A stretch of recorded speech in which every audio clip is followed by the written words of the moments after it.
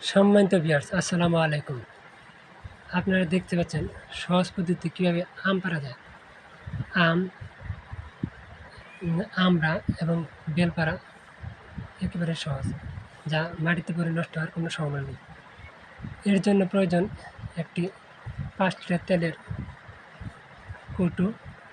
তার ভিতরে আপনি দেখতে পাচ্ছেন আমি জিআই তার দিয়ে হুক বানিয়ে দিয়েছি এবং একটা বাঁশের সঙ্গে সেটা আবার বেঁধে দিয়েছি। এইভাবে যদি এটা দিয়ে আপনি আম পারেন, আম মাটিতে পড়ে নষ্ট হওয়ার কোনো সম্ভাবনা নেই। কাঁচা পাকা যে কোনো ধরনের আপনি আম এবং অন্যান্য ফলও পারতে পারবেন। আমি এটা দিয়ে আম পারি।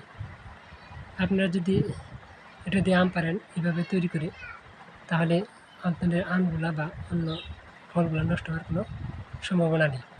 এই জন্য আপনাকে গাছে চড়তে হবে না। ছেলে, বুড়ো বা বৃদ্ধ বা মহিলারাও অনায়াসে আম পাড়তে পারে।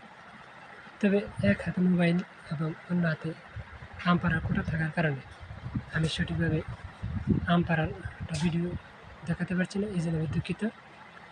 তবে এই পদ্ধতি প্রয়োগ করে আপনি অনায়াসে আম পেড়ে আনতে পারবেন। আপনি দেখতে পাচ্ছেন আমি ইতিমধ্যে একটি আম পেড়ে এনেছি।